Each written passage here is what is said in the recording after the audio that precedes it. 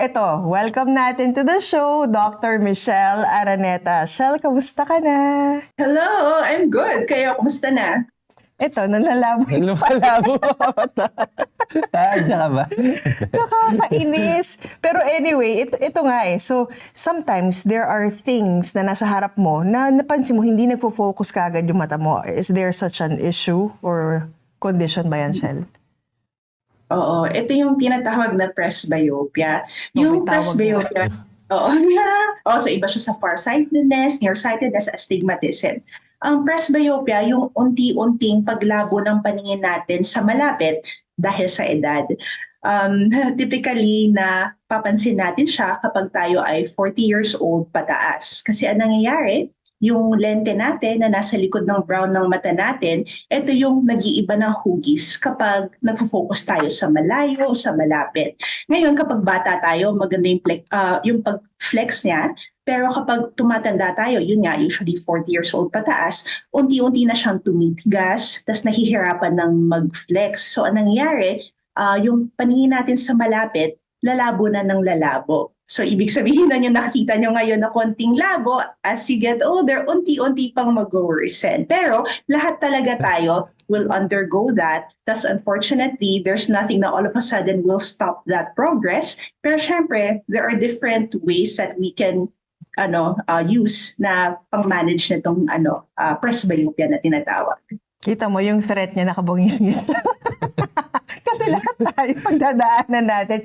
So, ibig sabihin, okay, kung if that's an inevitable thing, may treatment ba? I know you can avoid it, pero may treatment ba yan?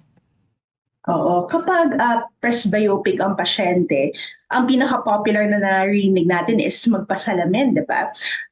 Pero meron din namang ibang options katulad ng contact lens o kaya magpapa-surgery, yung mga refractive surgery. So mag-focus muna ako dun sa salamin kasi yun yung pinaka na-encounter natin.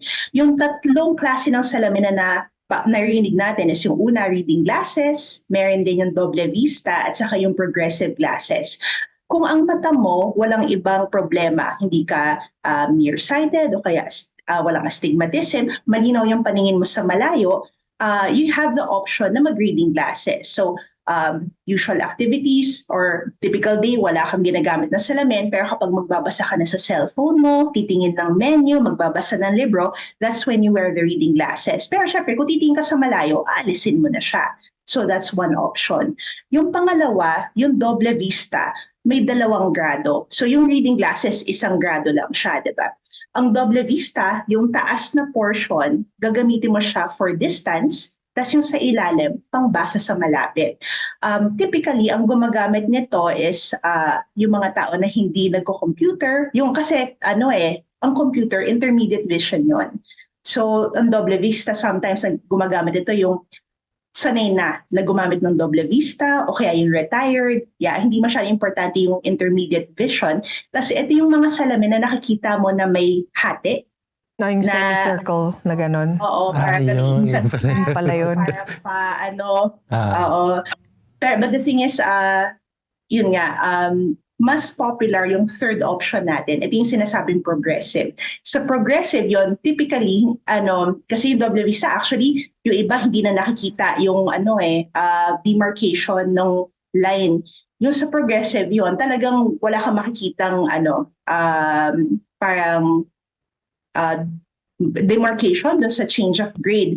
Meron siyang tatlong distances. Meron for distance, intermediate, and near. So when you say distance, yun yung kapag nakatingin tayo sa malayo, usually 20 feet away.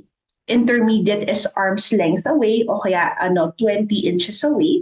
Tapos yung sa near would be around 16 inches away. So itsura ng salamin, meron pang malayo, intermediate, and then near. Tapos nun, lahat ng progressive glasses sa may tabi, meron siyang peripheral distortion. So lahat ng kahit na mahal o mura, yun talaga. Kaya nga minsan yung iba medyo naninibago dun sa paggamit ng salamin.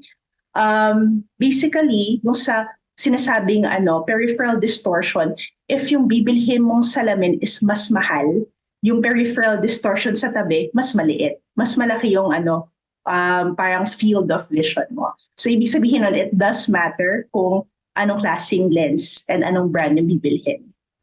So, kailan mo madedetermine kung dapat nga magsalamin? Kasi halimbawa, sabi mo nga, no, kung okay naman na lahat naman ng tinitingnan mo is malinaw, kumbaga reading glasses lang, yun, wala masyadong kaso. Pero yung to move on from reading glasses to anything na progressive, dogma-based, ako ano man yung kailangan. From nothing to... From nothing to something. How do you determine that na ito na, seryoso na, actual prescription glasses na yung kailangan? Paano yun? So, ikaw mismo, mahahalata mo siya eh. Like for example, as you get older, di ba, makikita mo, ay, kapag lakihan ko naman yung font ng cellphone ko, kakayanin naman, or lalakasan mo yung ilaw, medyo makakabasa. Pero as you get older, hihina ng hihina talaga yung near vision mo. So, dun mo ma-realize na, ay, talaga kailangan na magsalamin. Tapos, depende rin kasi sa lifestyle mo. Kasi minsan, it's true na kapag reading glasses, aalisin, pero kasi mahirap din yung tanggal, tapos susuotin mo and everything. So, yung iba, even if wala silang grado, they prefer the progressive, even if walang grado yung sa taas, pero paiba-iba hanggang pababa. Oo. Kaya, maganda if you notice any blurring of vision, pa-check doon sa ophthalmologist, optometrist, para at least matignan ko ano yung pinaka-akmang salamin yung na pwede mong gamitin. Pero yung sa progressive, meron ka bang advice? Kasi parang pag lalo hindi ka nag-glasses tapos progressive agad na iba-iba yung parang... Parang nakakahilo, ang dami nung ganun. So may advice ka ba sa mga na paano mag-adjust ng tao sa progressive na glasses? Oo. May mga pasyente kami na ganyan na sinasabi nilang hirap silang gumamit ng progressive glasses. So, una, syempre yung sa budget. Pero importante yung sa measurements and dun sa design ng glasses. So, ibig sabihin, you have to go to a place na reliable. Kasi minsan yung iba, they just buy bangketa or something, di ba? Na yung ready-to-made na.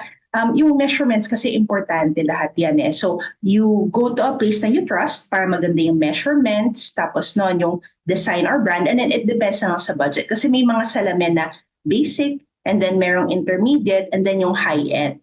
So, for example, kung starting off ka muna, you wanna try out the basic, pero syempre go with a known brand. And then makikita mo how it helps your vision. And then kasi usually once you start glasses, every year magpapacheck para titinan ko ano yung magma-maximize sa vision mo. And then the next year, kung medyo may budget ka na, you can try the middle tier and then you can see the difference na yung sinasabi ko ngang field of vision is larger. Tapos nun, if you want, you can try the high-end as well.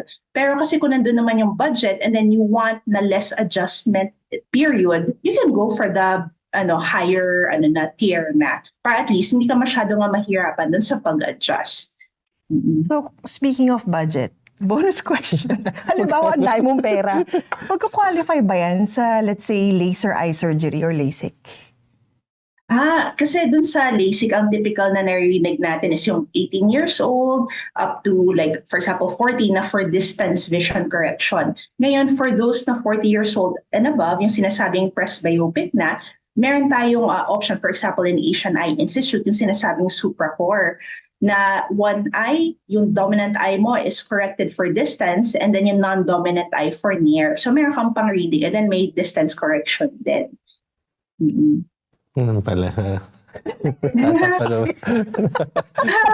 Pero sige, one tip, for example, may mga pasyente kasi, di ba, nahirap sila mag-progressive. Sabi nila na, ay, doktora, natatapilok ako, or parang kapag bumababa ng hagdan, mahirap. Kaya gusto ko magpagawa ng salamin na hiwalay. One for distance, one for near. So minsan, yung sa iba talagang, that's what they prefer. Pero syempre hassle, diba? Just imagine, dalawang ko salamin yung dala mo every time.